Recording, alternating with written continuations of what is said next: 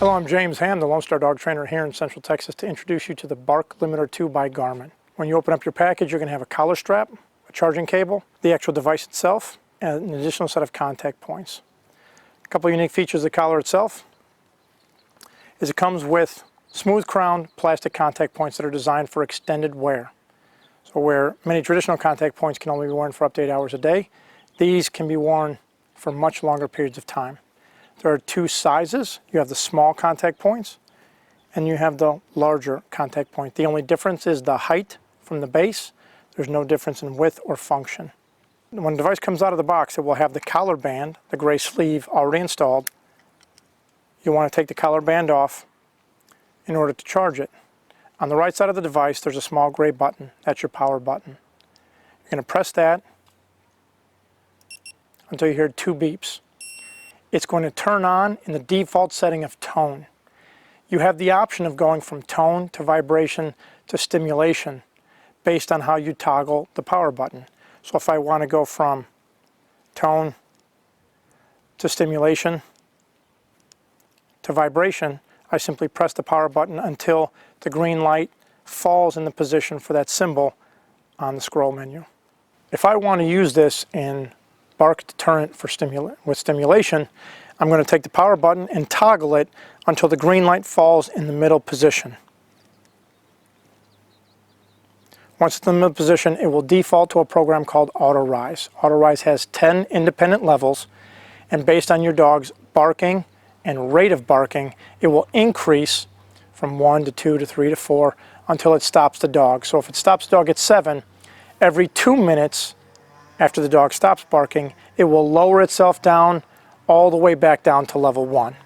So if the dog starts barking again, after 15 minutes, it starts at level 1 and progressively brings itself back up until it stops the dog. And then in 2-minute intervals, will again lower itself down until if the dog stops barking completely and reset itself at level 1. In order to charge the device, there's a rubber boot on the top of the receiver. I'm going to open that up. You've got 4 receiver pins, 4 male pins on the charging cable. When I plug it in, the lights are going to display in the color red 1, 2, or 3 bars. When all 3 bars are red, within a few moments it's going to turn green, and that represents that the item is fully charged. When you pull it off of the charger, it will go back to the on position and it will default to the setting it was last left on. So if I had it in bark deterrent with stimulation on level 4, when I pull the charging cable out, it will reset itself to on, and in bark correction with stimulation on level 4.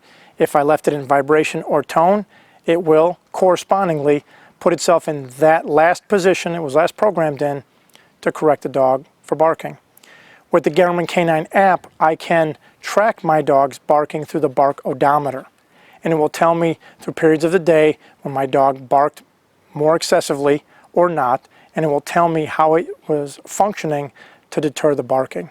You have the ability to use this with 2 sizes of collar straps, either 3/4 or 1-inch straps, and the material is irrelevant. So it's included with a 3/4 biothane strap, but you can use 1-inch straps that are biothane, fabric, or even leather. To install it, you can do it one of 2 ways.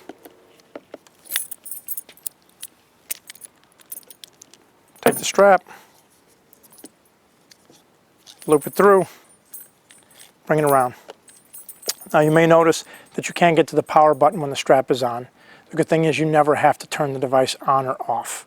The battery is rated for 30 days of continuous use, so when you are ready to charge it, it need not come off. You just lift up your rubber boot, plug it in, and you're good to go.